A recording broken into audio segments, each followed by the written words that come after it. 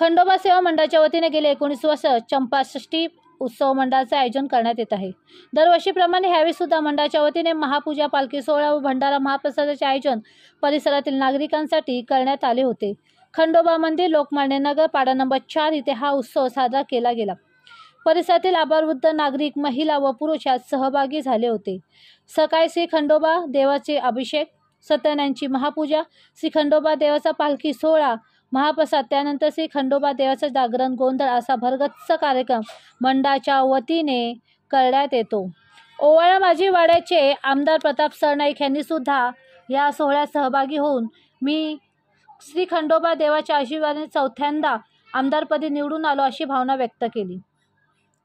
चंपाषष्ठी उत्सव सोहळ्यात रवींद्र भोसले अध्यक्ष, अमित पवार उपाध्यक्ष, भरत जाधव सचिव, राकेश यादव खजिनदार, विक्रम घुगे उपखजिनदार, तसेच मंगेश मालपेकर, शिवभूषण पाटील, सदाशिव लोहा, तन्मय आयरे, प्रकाश वाडेकर, सूर्यकांत शिंदे, पवन गुप्ता, अनुप शर्मा, संतोष परब, नामदेव भोसले, समीर परीट, संजय पाटील, दत्तात्रय वाळुंज, आनंदा पाटील, हेमंत मुळीक, गणेश मोहिते, मुकेश तांबे, अमोल ढगे, तुषार मांगले, संतोष गायकवाड इत्यादी कार्यकारी सदस्य, महिला वर्ग आणि परिसरातील नागरिक मोठ्या संख्येने उपस्थित होते।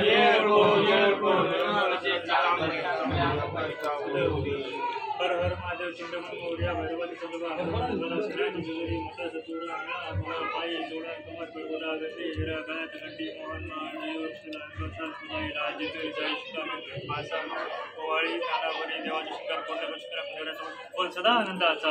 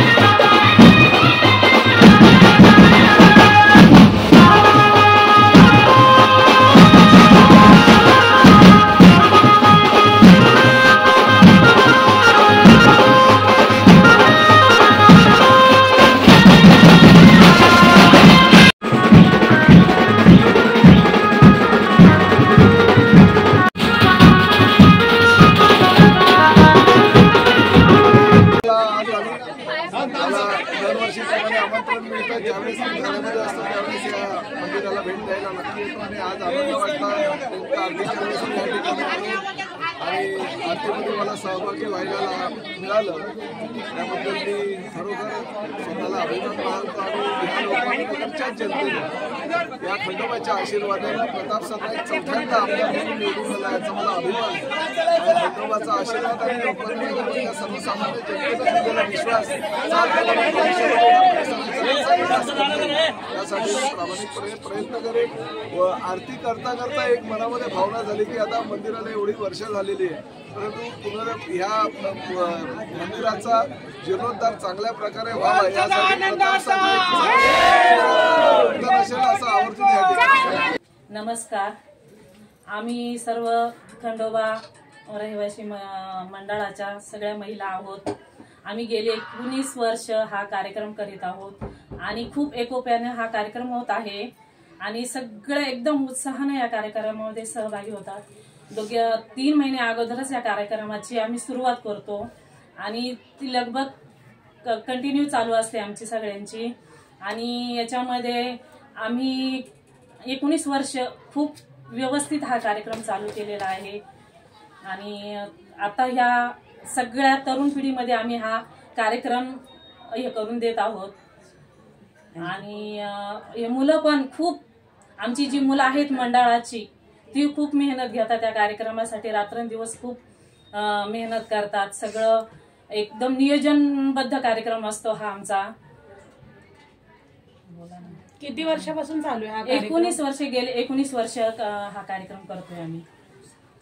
आणि तुम्ही आता सध्याच्या येणाऱ्या पिढीला काय संदेश देणार? आम्ही येणाऱ्या पिढीला हा कार्यक्रम असाच गेल्या 19 वर्ष जो निर्विघ्न कार्यक्रम पार पडलेला आहे, असाच तुम्ही पण इथून पुढचे जेवढे वर्ष तुम्ही कराल तेवढं व्यवस्थित निर्विघ्नपणे पार पाडा. येळकोट येळकोट जय मल्हार. सदानंदाचा येळकोट. आदिवासी संघामध्ये आपल्या सगळ्यांचं स्वागत आहे. 2006 पासून या मंदिरामध्ये खंडोबाची यात्रा अगदी निर्विघ्न पार पडत आहे. लहानांपासून मोठ्यांपासून अगदी उत्साहाचं वातावरण असतं. गेल्या 3 महिन्या आधीपासून याची तयारी लागते. जशी लोक दिवाळीची वाट बघतो तशी आम्ही आमच्या खंडोबाच्या जत्रेची वाट बघतो. कधी तो दिवस येणार आणि उत्साहात आनंदात आम्ही त्या जत्रेमध्ये सहभागी होणार. जशी तरुण पिढी आहे तसेच वयस्करांपासून आम्ही तो संदेश घेत असतो की काय करायचं, कसं करायचं, सगळ्या गोष्टींचं आम्हाला आतापर्यंत त्यांनी योग्य मार्गदर्शन केलेलं आहे आणि येणाऱ्या पिढीला पण आम्ही ते व्यवस्थित सांगणार आहोत. आणि आमच्या या मंदिराला भेट देण्यासाठी माननीय प्रताप सरनाईक येऊन गेले, जगदाळे साहेब येऊन गेले, प्राजक्ता भैखाडे येऊन गेल्या आणि ह्या अशा थोरा मोठ्यांचा सगळ्यांचा आशीर्वाद आम्हाला लाभलेला आहे. आम्ही खूप समाधानी आहोत.